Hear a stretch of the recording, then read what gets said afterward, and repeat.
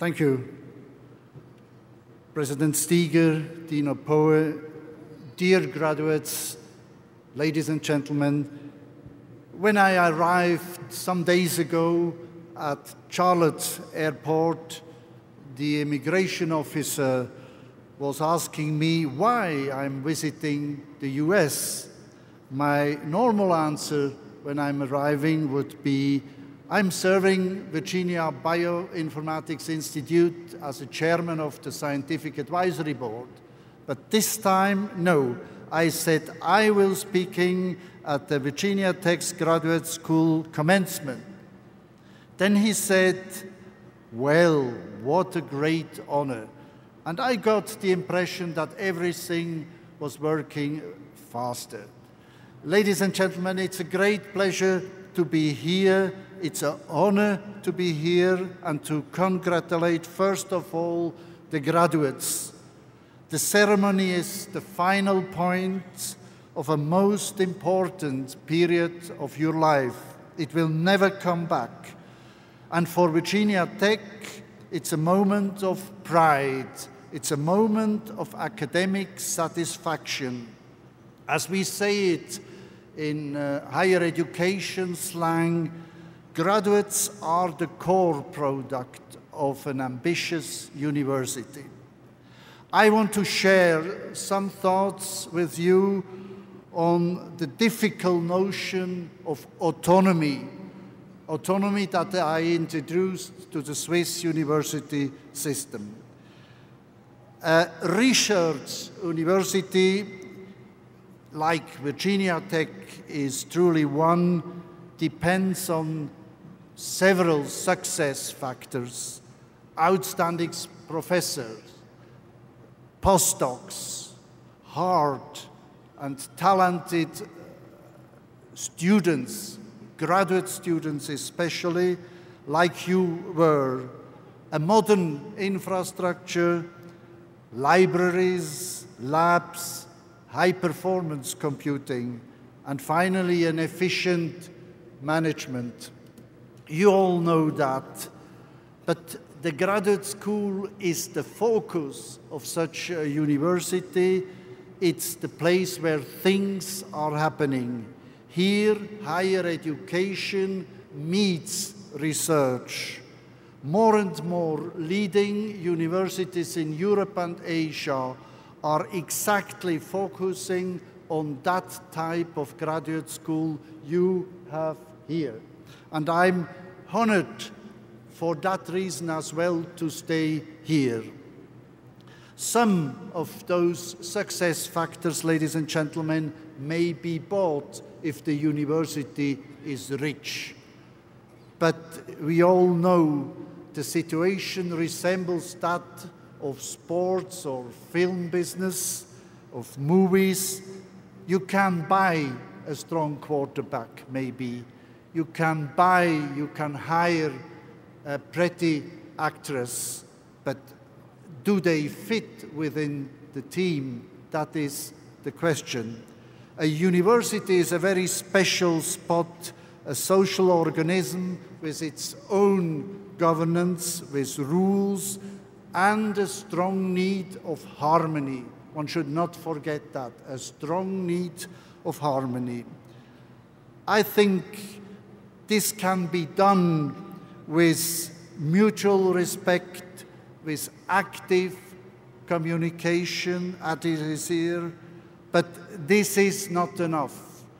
In the long run, the strength of an institution and its excellence is depending on the concept of autonomy. Academia, ladies and gentlemen, cannot flourish without autonomy. Let me first now discuss a financial question. You all know, but I know it by many visits here and elsewhere, how difficult it is to finance a modern university. It's a difficult job. Recession, growing federal budget deficits, tight finances at the state level, and diminishing research investment of industry hamper the revenue of universities. In addition, some universities, not Virginia Tech, are directly touched by the banking crisis and lose parts of their wealth. I'm impressed by Virginia Tech's steady growth during the last 10 years. I know this university for 11 years. Even more impressive for me is the battle that President Steger fights to compensate the falling share of state financing. I think the falling share of state financing is really something difficult to compensate. From 2001 to 2010, the ranking of US university was remarkably changing. One can say that during this time, Virginia Tech was always with the winners. The realignment I'm just describing is not only due to scientific competition. It is partly that, but it is also due to leadership and the ability to finance the needs of a university. Now, ladies and gentlemen, the struggle for third-party money and sponsoring has become a global phenomenon. Insofar, universities here in the States and in the rest of the world are facing a very similar situation.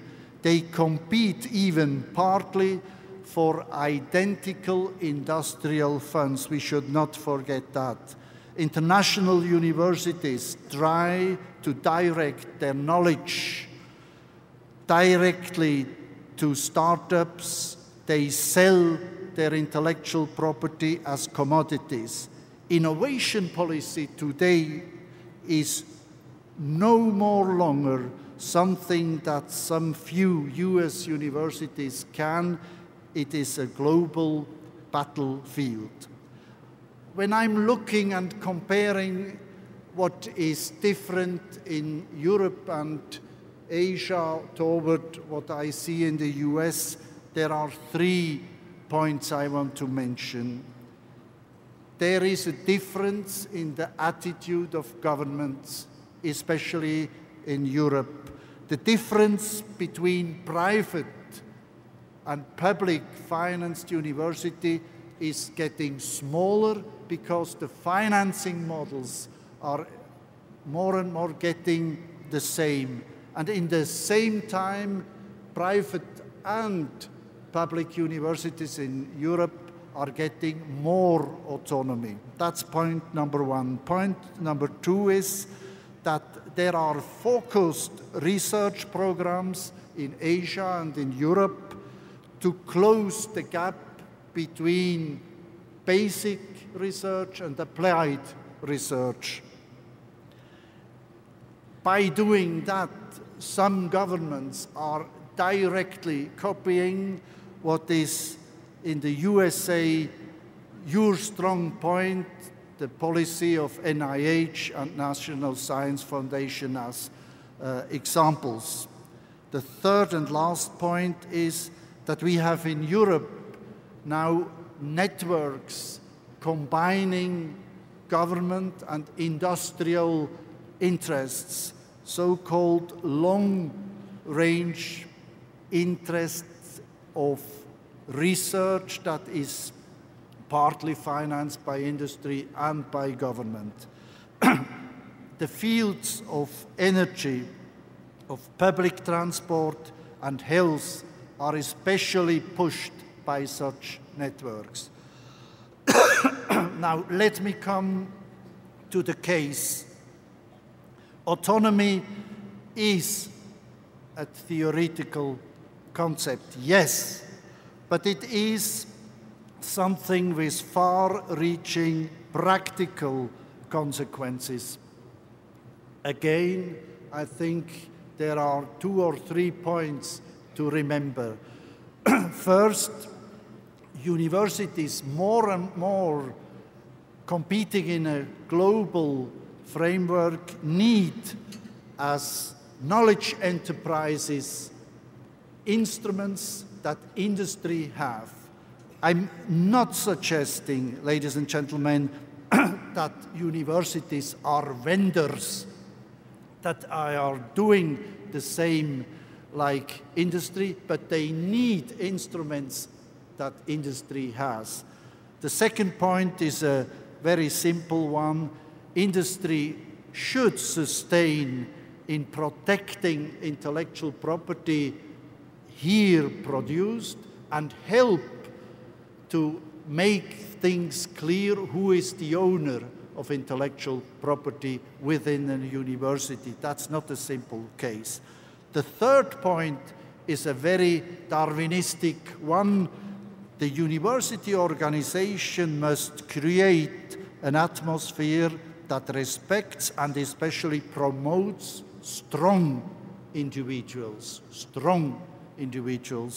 Universities are not industrial plants, are not consulting firms where people can easily replace. Promoting strong individuals.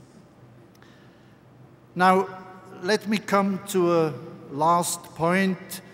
You cannot run universities against academia, I said.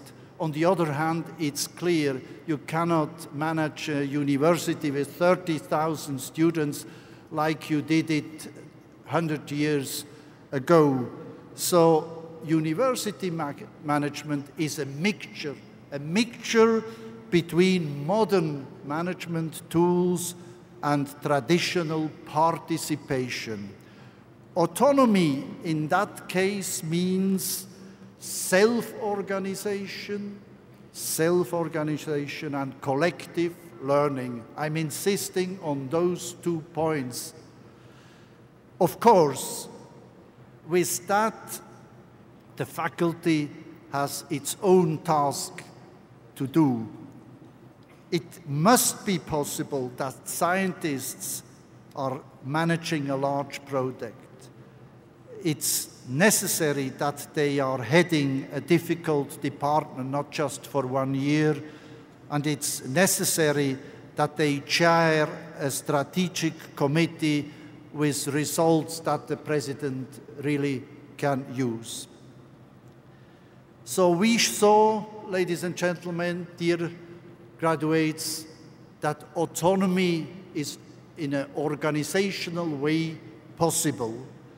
But in the long term, it's clear to everybody that a university president cannot shift more competencies to his organization than he is getting from his funder, in your case, from the state of Virginia.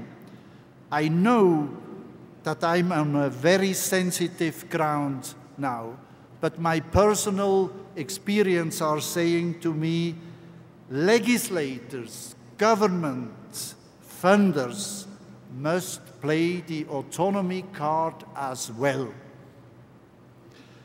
One key instrument to do so is the so-called performance mandate, a 4 or 5 year anchoring of a strategy that is combined with a global budget. I introduced that instrument in Switzerland, and just to give you a very small hint, the federal institutes of technology are receiving $2 billion a year in one sum, and they are distributing this sum to the 6 institutes in an unconditional way, one sum for one institute. Maybe, I'm asking myself, maybe that for some US state university, the idea of performance mandate and global budget would be appropriate. The smaller the amount of public funding is, the better that will work. ladies and gentlemen, these things must be said, must be transformed to the public by those knowing the university from inside. You, the graduates, you can play a crucial role in the process of the autonomy as professionals, as future faculty, as government and private researcher. I hope you can help Virginia Tech.